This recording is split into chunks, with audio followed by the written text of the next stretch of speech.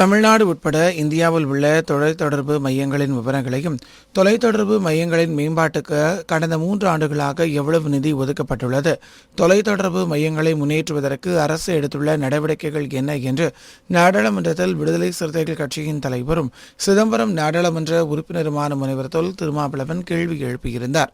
இதற்கு பதிலளித்துள்ள நடுவண் தொலைத்தொடர்புத்துறை இணை அமைச்சர் பெம்மணி சந்திரசேகர், நடுவண் தொலைத்தொடர்பு அமைச்சகத்தின் கீழ் தமிழ்நாட்டின் நகர்ப்புறங்களில் 760 மையங்களும் கிராமப்புறங்களில் 223 தொலைத்தொடர்பு மையங்களும் மட்டுமே இயங்குவதாக தெரிவித்துள்ளார். இதேபோன்று கிராமப்புறங்கள் மற்றும் பழங்குடியின மக்கள் வசிக்கும் பகுதிகளில் சூரிய மின்னாற்றல் தெரு விளக்குகளை நிறுவும் திட்டம் அரசுக்கு இருக்கிறதா? சூரிய மின்னாற்றல் தெரு விளக்குகள் நிறுவப்பட்டுள்ள கிராமப்புறங்கள் மற்றும் பழங்குடி பகுதிகளின் எண்ணிக்கை எவ்வளவு?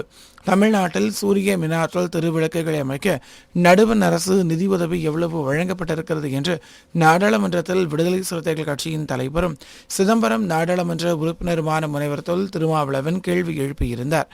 இக்கேள்விகளுக்கு எழுத்துப்பூர்வமாக நடுவண் எரிசக்தி துறை இணை அமைச்சர் ஸ்ரீபாத் யெசோ நாயக் அளித்துள்ள பதிலில், நாடு முழுவதும் 8594 கிராமப்புறங்கள் மற்றும் பழங்குடியின மக்கள் வசிக்கும் பகுதிகளில் 1,46,577 சூரிய மின்னாற்றல் தெரு விளக்குகள் நிறுவப்பட்டுள்ளதாகவும், ஆஃப் கிரிட் சோலார் திட்டத்தின் கீழ் தமிழ்நாட்டில் ஒரு பழங்குடியின பகுதியில் கூட நடுவண் அரசு தெருவிளக்குகள் அமைக்கவில்லை என்றும் தெரிவித்துள்ளார்.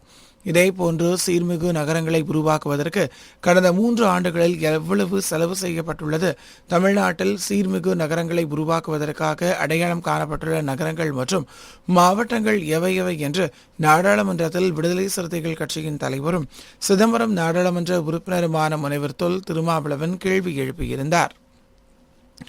இதற்கு எழுத்துப்பூர்வமாக பதிலளித்துள்ள நடுவண் வீட்டு வசதி மற்றும் நகர்ப்புறத்துறை இணை அமைச்சர் டோக்கன் சாகு, சீர்மிகு நகரங்களை உருவாக்கும் திட்டத்தில் நாடு முழுவதும் 100 நகரங்கள் தேர்ந்தெடுக்கப்பட்டு 1,45,083 கோடி ரூபாய் மதிப்பீட்டில் 7,218 பணிகள் ஒதுக்கப்பட்டுள்ளதாகவும் அதில் 90 விழுக்காடு பணிகள் நிறைவடைந்துள்ளதாகவும் தெரிவித்துள்ளார்.